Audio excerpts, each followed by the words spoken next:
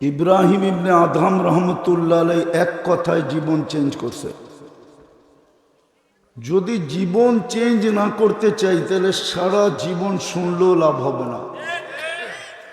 আর যদি জীবন পরিবর্তন করতে চাই এক কথায় যথেষ্ট।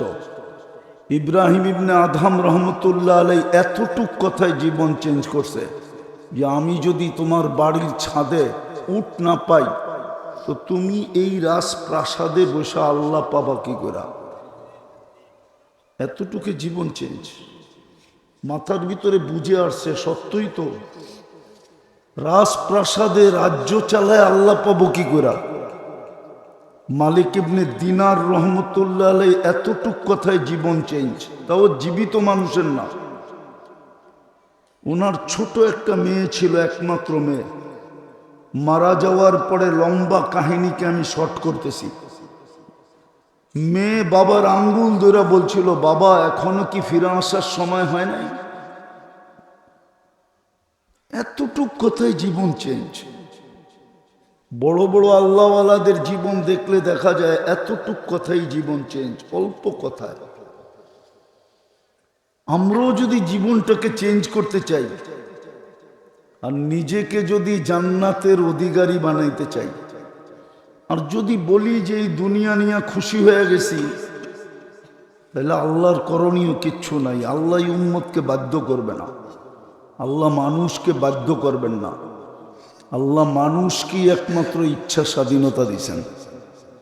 কোন সৃষ্টিকে আল্লাহ ইচ্ছা স্বাধীনতা দেন না। জিবরিল বহুত বড়, মিকাইল বহুত বড়, ইসরাফিল বহুত বড়, মালাকুল মউত বহুত বড়। এর চেয়েও বড় বড় ফেরেশতা আছে। আল্লাহ কাউকে ইচ্ছা স্বাধীনতা দেন নাই, আমাদেরকে ইচ্ছা স্বাধীনতা দিয়েছেন।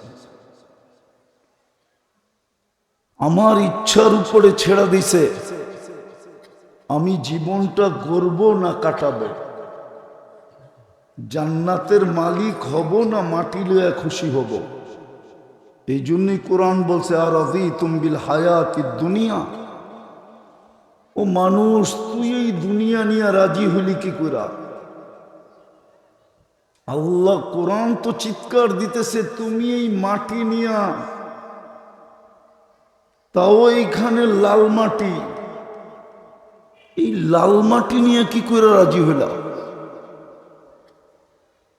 তোমাকে তো আমি জান্নাত দিয়ে কিনতে চাই। ইন্নাল্লাহ হাশতারা, কোরআনের ঘোষণা। আমি তো তোমাকে জান্নাত দিয়ে কিনতে চাই।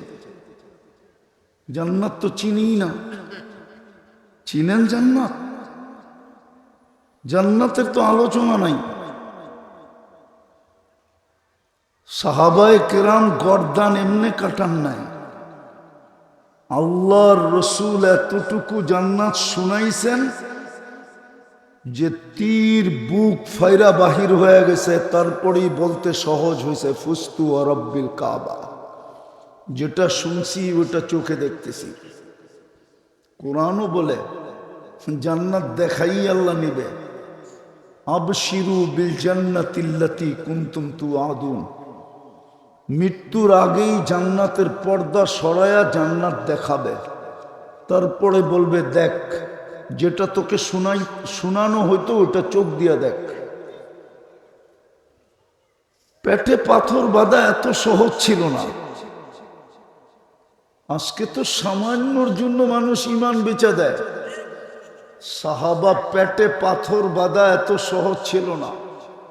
এক কাপড়ে স্বামী স্ত্রীর জীবন কাটানো এত সহজ ছিল না।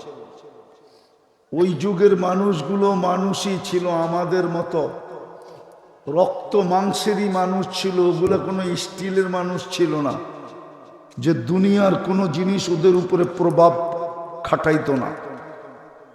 ওরাও আমাদের মতো রক্তে মাংসের মানুষই ছিল।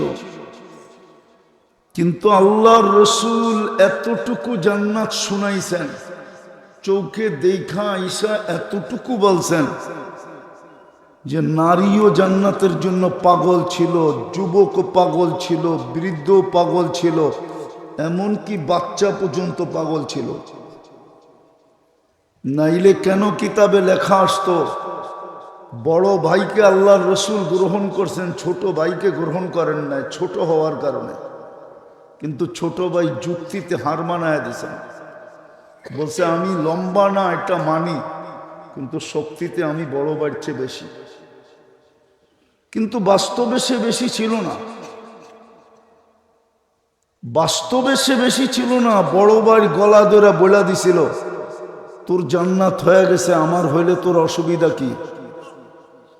গাদ্দারি করিস, কিন্তু এই দুধের গাদ্দারি করিস না। এক জায়গার থেকে দুধ পান করছি, লা তাকদির ফি দুররিহা, আমার মার দুধের গাদ্দারি করিস না। তোকে আমি আশ্রাবো, তুই কিচ্ছু বলবি না। তো বাইকে ধরে আশ্রাইতে ছিল। আল্লাহর এটা বড় পছন্দ হয়েছে। আমার ধারণা বলে ওয়াহ ওয়া তো আল্লাহর রসুল পড়ে বলছে সাবাস, কিন্তু আল্লাহ সবার আগে বলছে সাব্বাস। বাচ্চা পর্যন্ত জান্নাতের জন্য পাগল ছিল।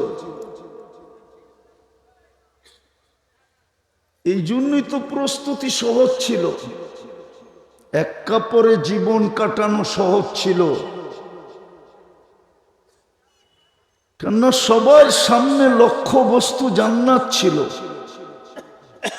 সবাই জানতো আল্লাহ আমাকে জান্নাত দিয়ে কিনবে। জান্নাত কি জিনিস জানতো। আজকালকার যুবকরা তো জান্নাত জানে না, ওরা ইন্টারনেট জানে, ওরা মাদক জানে, ইন্টারনেট জানে, দুনিয়ার হাজারো জিনিস জানে, জান্নাত জানে না। আর গুগলে তো জান্নাতও নাই, যে গুগলে সার্চ দিয়া দেখবে জান্নাত কোথায়, জান্নাতের রূপ কিরকম। গুগলে তো জান্নাত নাই, জান্নাত তো কোরআন হাদিসে, জান্নাতের বর্ণনা তো আলেম ওলামাদের কাছে।